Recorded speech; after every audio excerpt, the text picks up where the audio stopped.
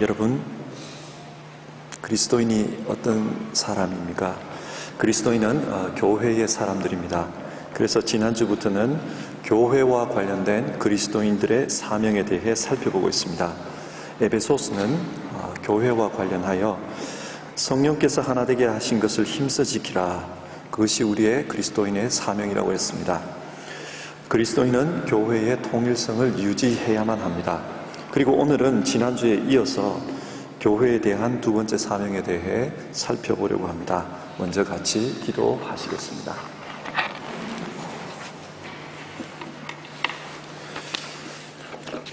하나님 아버지, 우리는 하나님의 뜻을 깨닫고 그 뜻대로 이 세상을 살아가야만 하는 사람들입니다. 오늘 주어진 성경 말씀을 통해 하나님의 뜻을 깨달을 수 있도록 인도해 주시옵소서. 우리의 생각을 또 우리의 마음을 인도해 주옵소서.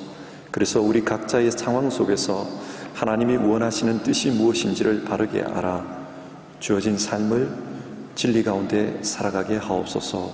예수님의 이름으로 기도드립니다. 아멘. 우리는 믿음을 통해 구원의 은혜를 경험합니다. 그래서 기독교는 믿음을 강조합니다. 그런데 믿음이 무엇일까요?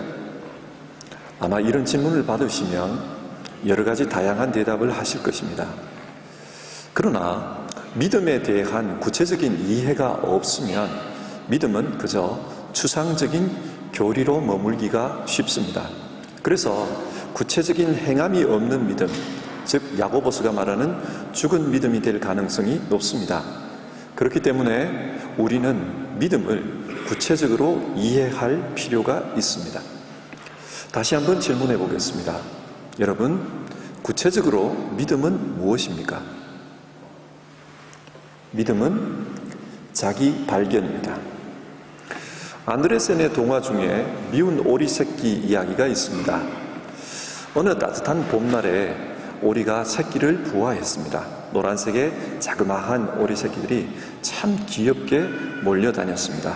그래서 많은 사람들이 그 오리를 보면서 좋아했습니다. 그런데 그 중에 하나가 색깔도 회색이고 크기도 큰 못생긴 놈이 있었습니다. 그 오리는 사람들에게 사랑받지를 못했습니다. 그리고 자기 형제들에게도 따돌림을 당했습니다. 그러면서 자기 자신에 대해 나는 왜 이렇게 생겼을까? 그런 고민을 합니다. 그러던 중에 눈앞에 멋있게 생긴 백조가 나타났습니다. 너무 부러웠습니다. 그러다가 이 오리는 자기 자신을 비관하고 마침내 가출을 하고 말았습니다. 그 이후의 삶은 방황이었습니다. 어느덧 시간이 흘러서 그 다음 해에 봄이 찾아왔습니다. 그때 사람들이 이 오리를 보면서 말합니다. 와, 멋있는 백조다. 지금까지 이 오리는 자기가 백조라는 것을 몰랐습니다. 그래서 스스로 비관하면서 살았습니다. 하지만 자기가 백조라는 것을 알게 되자 이 오리는 화려하게 비상하게 되었습니다. 여러분, 우리가 잘 아는 이야기입니다. 이 이야기가 우리에게 주는 교훈이 무엇입니까? 자기 발견의 중요성입니다. 사람들은 자기의 가치를 모르기 때문에 좌절하기도 하고 또 방황하며 살아갑니다. 그러나 자기가 어떤 존재인지를 알면 언젠가는 하늘 높이 비상할 수가 있습니다. 이것은 신앙에서도 마찬가지입니다. 누가복음 15장의 탕자 비유를 예로 한번 들어봅시다. 탕자는 허랑방탕한 삶을 살았습니다. 그러다가 결국 돼지가 먹는 쥐염 열매로 생명을 이어가야만 하는 안타까운 신세가 되고 말았습니다. 돼지 열매로 생명을 이어갔다는 것은 그 사람 자체가 돼지처럼 부정한 존재가 되었다는 말입니다. 그러나 그는 마침내 아버지에게로 돌아가게 되었고 그래서 인생의 반전이 일어났습니다. 근데 여러분, 이런 반전의 계기가 언제 일어났습니까? 그것은 자기 자신을 발견했을 때입니다. 성경은 말합니다. 이에 스스로 돌이켜 이르되 내 아버지에게는 양식이 풍족한 품꾼이 얼마나 많은가.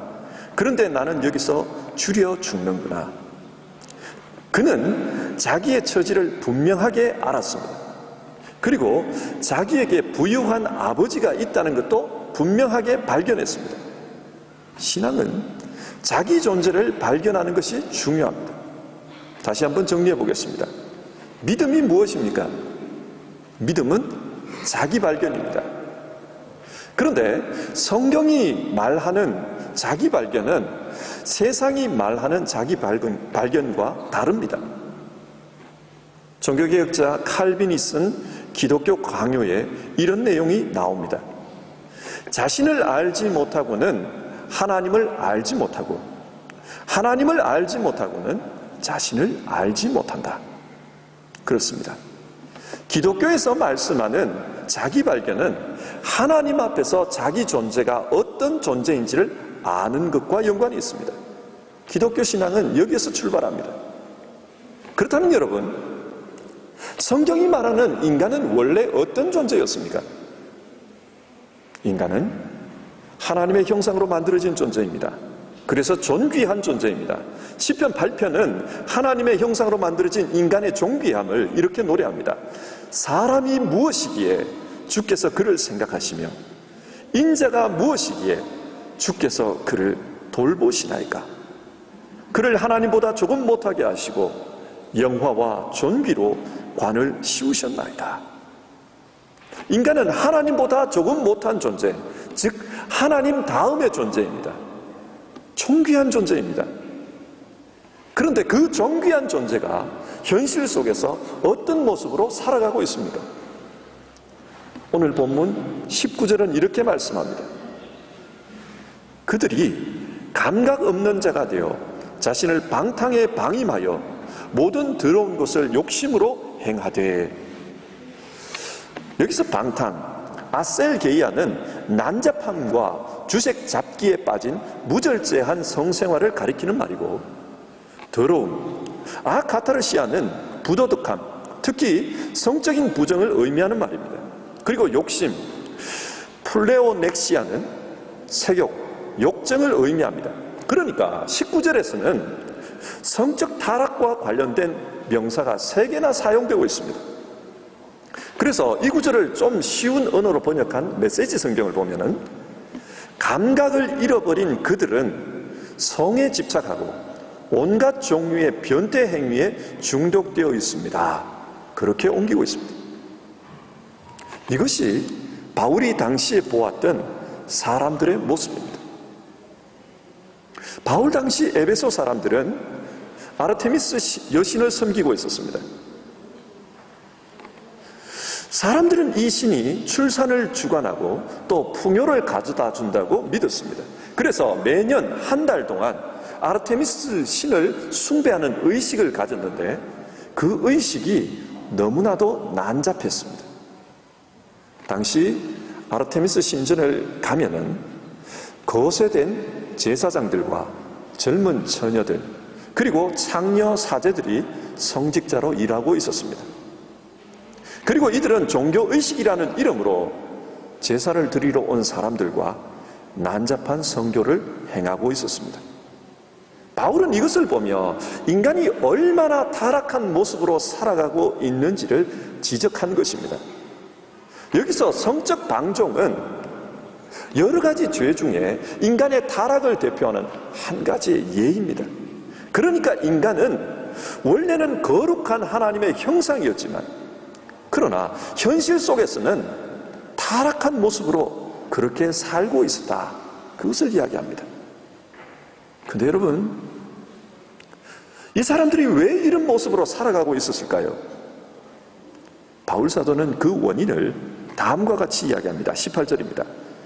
그들의 총명이 어두워지고 그들 가운데 있는 무지함과 그들의 마음이 굳어짐으로 말미암아 하나님의 생명에서 떠나 있도다.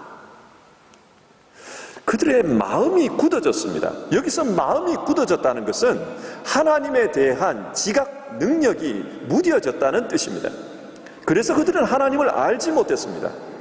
하나님을 알지 못하니까 어떤 행동을 합니까? 총명이 어두워졌다고 합니다. 총명이 어두워졌다는 말은 사리 판단을 하는 지성이 타락했다는 것입니다. 그러니 진리를 모르고 온갖 방탕함 속에서 살아가는 것입니다. 그러다 보니 결국은 하나님의 생명에서 떠납니다. 자, 여기서 바울이 인간의 타락 원인으로 무엇을 생각하고 있는지를 봅시다. 바울은 인간의 무지가 타락의 원인이라고 합니다.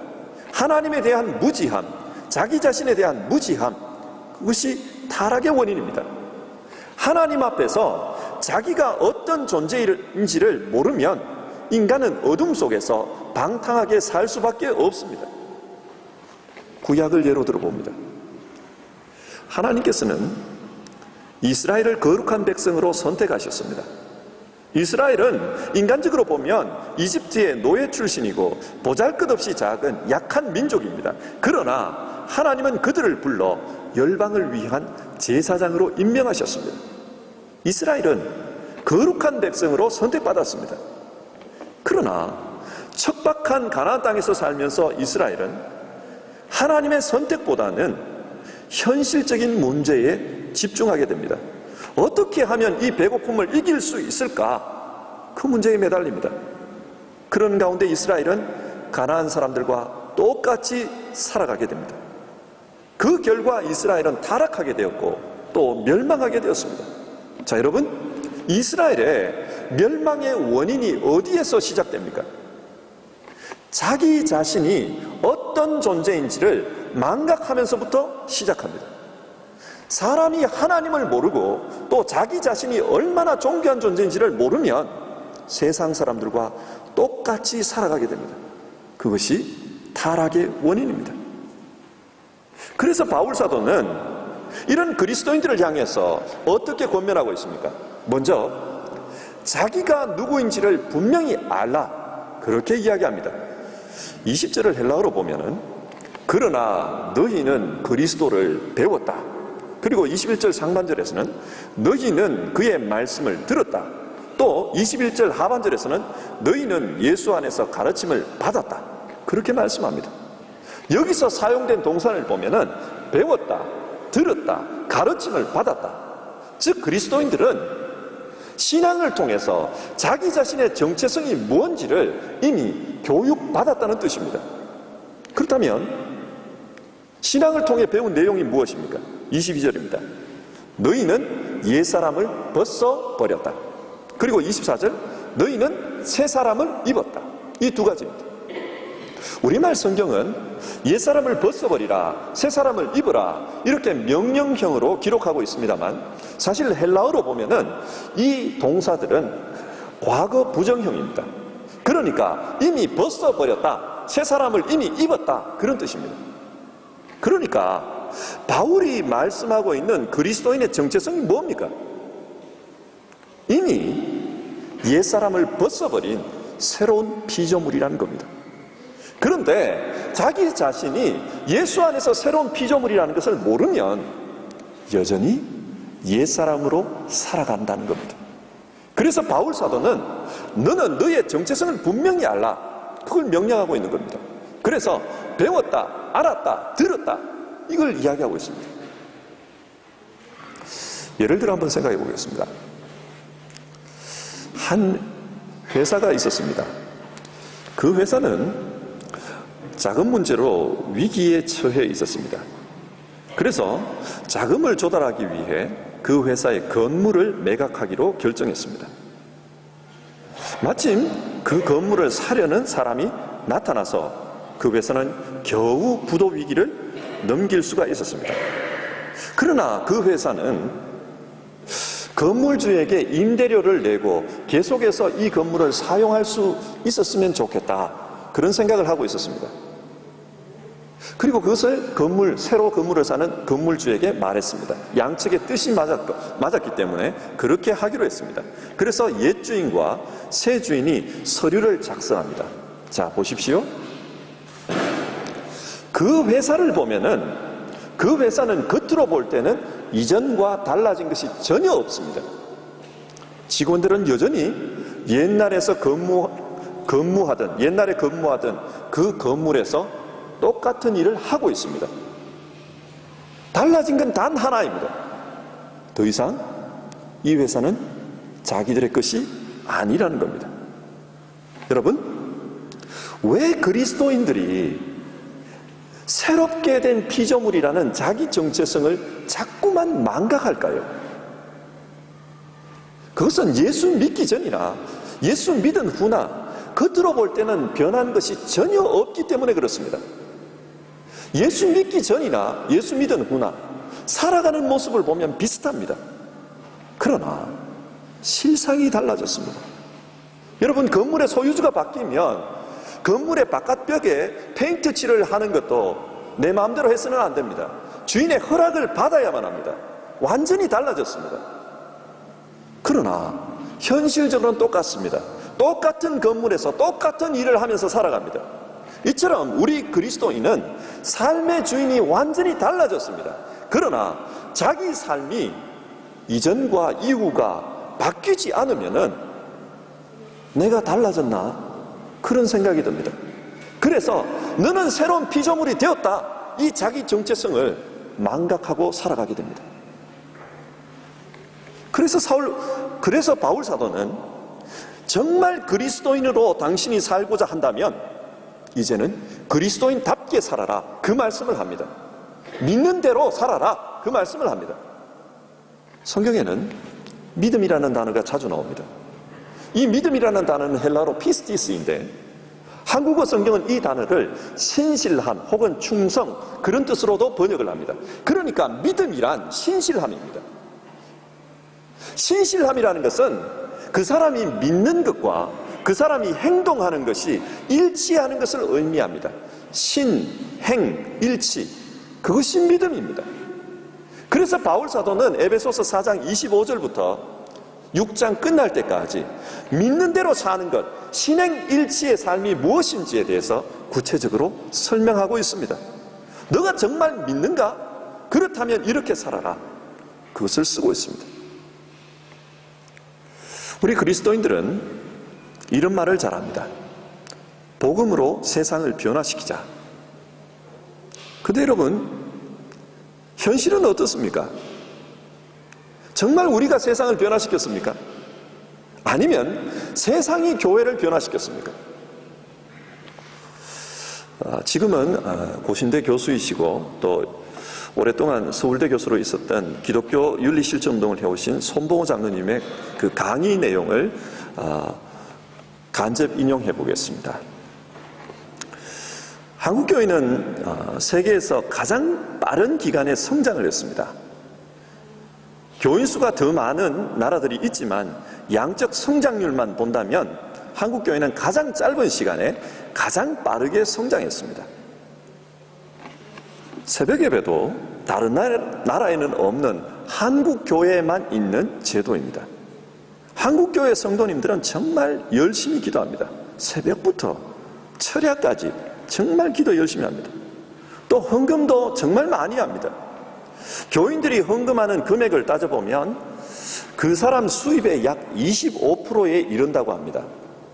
누구보다도 세계 어떤 민족보다도 열심히 교회 생활을 하고 있습니다.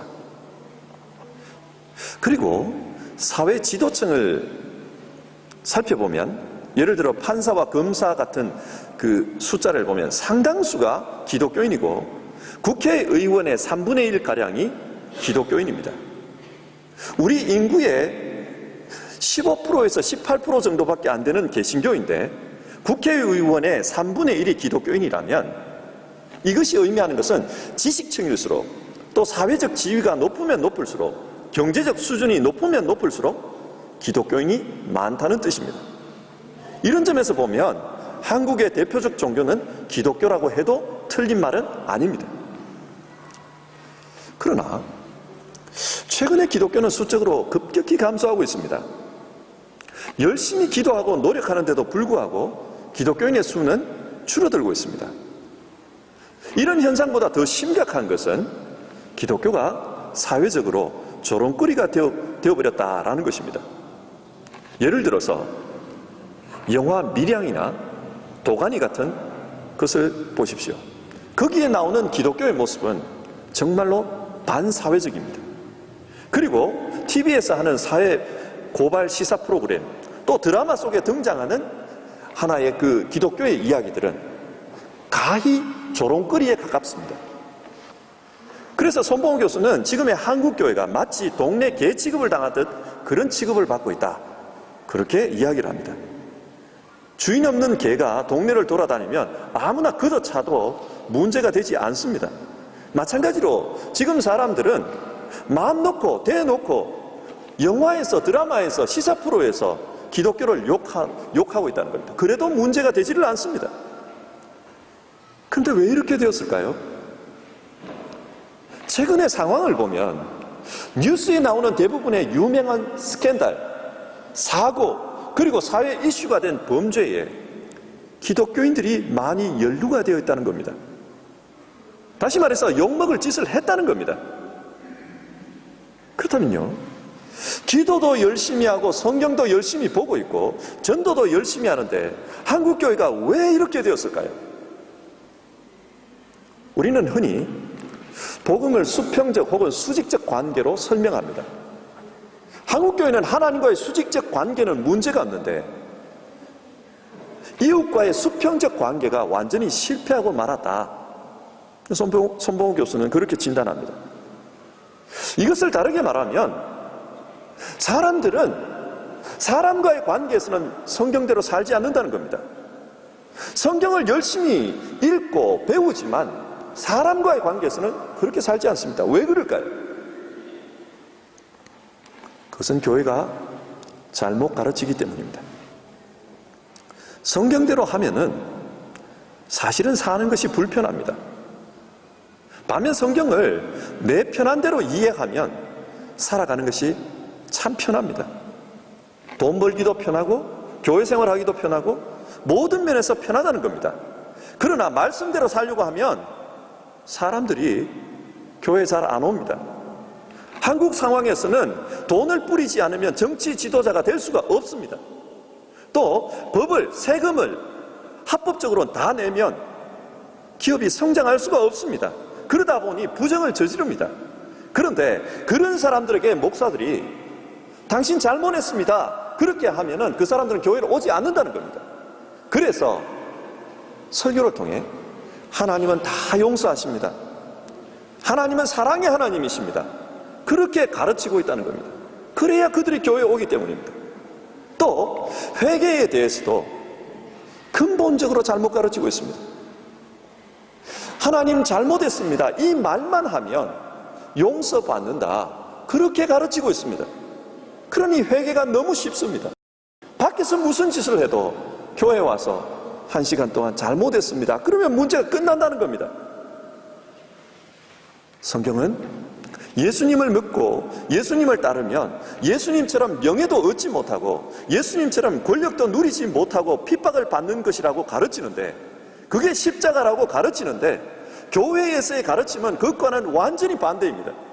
예수 믿으면 건강하고 예수 믿으면 돈 잘 벌고 예수 믿으면 출세하고 예수 믿으면 권력을 누리게 된다, 계속해서 그것만 가르치고 강조하고 있다는 겁니다. 그러다 보니 돈 벌기 원하고 출세하기를 원하고 권력 원하는 사람들이 교회로 구름대같이 몰려듭니다. 사람은 많이 몰려들었습니다. 그러나 조롱거리가 되고 말았습니다. 기독교 윤리 실천운동 이 본부에서 조사한 바에 따르면 한국 교회에 대한 일반 국민들의 신뢰도는 17.6%라고 합니다. 그런데 가톨릭 교회는 41.4%, 불교는 33%가 넘는다고 합니다. 왜 이런 차이가 생길까요? 앞에서도 말씀드린 것처럼 구약시대에 이스라엘 백성들이 타락하면 나타나는 현상이 있었는데 그것은 꼭 이방 종교에 빠졌다는 것입니다. 가나안을 흉내냈다는 겁니다. 이것을 다른 말로 하면 믿는 자가 세상과 똑같아졌다는 겁니다. 재미있게도 지금의 한국교회는 한국 사회를 너무나도 많이 닮았습니다. 한국교회가 엄청나게 빠르게 성장한 것처럼 한국 사회도 엄청나게 빠르게 성장했습니다.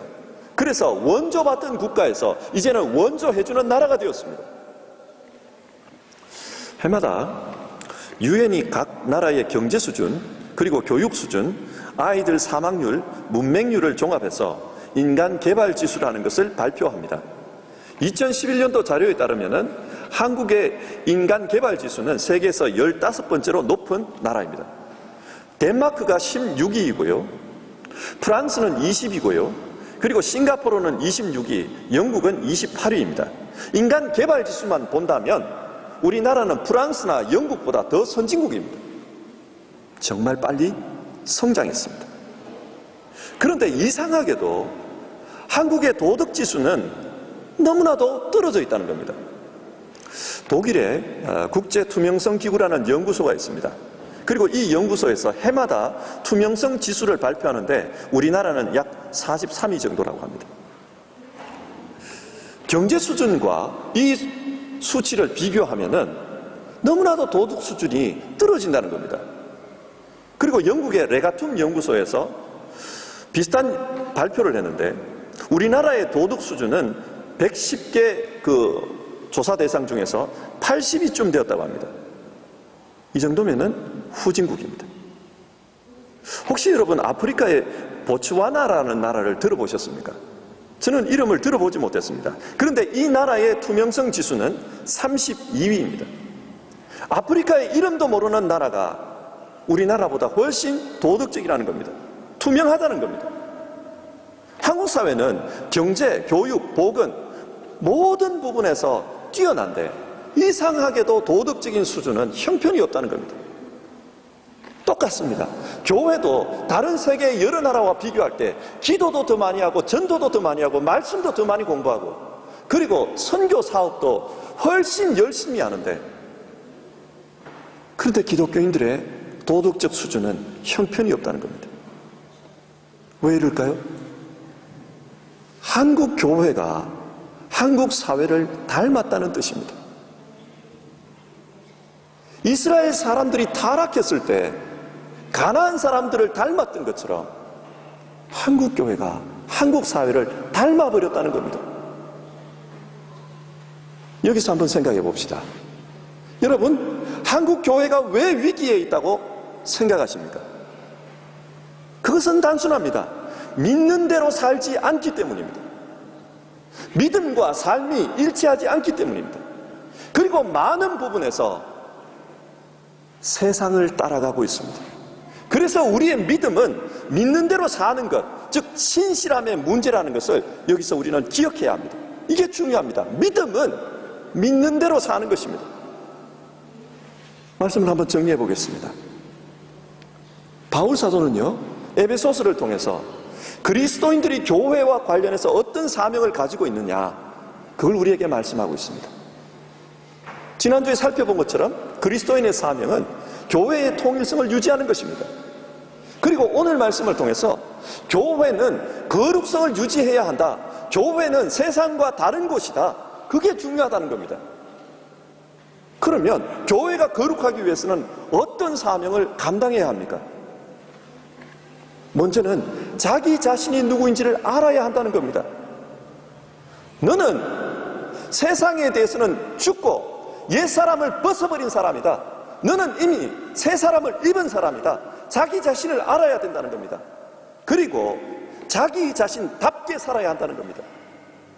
자기 자신답다는 것은 내가 아는 대로, 내가 믿는 대로 그렇게 살아야 한다는 것입니다.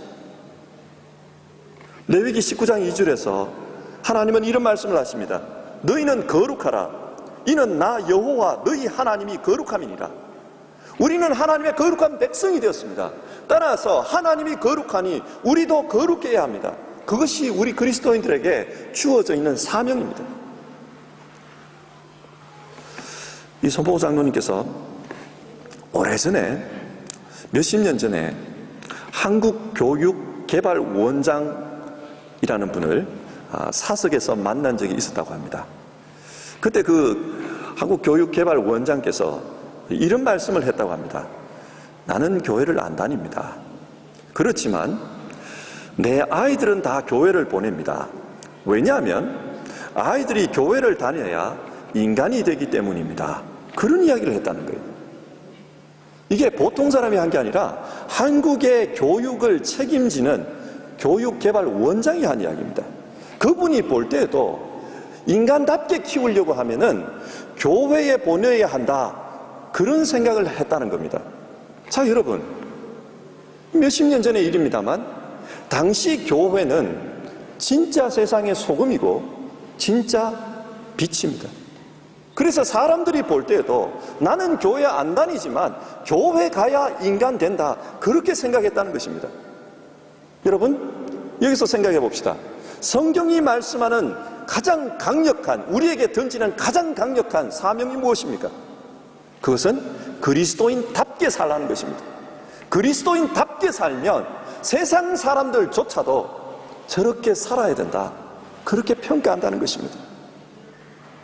우리가 그리스도인답게 살 때, 그때 세상 속에는 그리스도인들을 통해 하나님의 역사가 나타납니다. 우리의 사명을 꼭 기억합시다. 우리의 사명은 어떤 사업을 많이 해가지고 교회에서 으쌰으쌰하는 일을 많이 해가지고 교회를 붕붕 띄우는 그런 것이 아닙니다. 우리에게 가장 중요한 사명은 가장 우리답게 사는 것입니다. 그리스도인답게 사는 것입니다. 내가 믿는 그대로 내가 행동하며 사는 것입니다. 이것이 오늘 우리에게 던지는 그리스도인의 사명입니다. 기도하겠습니다.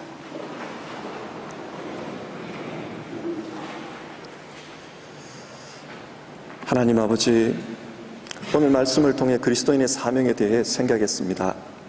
그리스도인은 자기 정체성이 뭔지를 알고 자기 정체성대로 사는 사람임을 알게 되었습니다.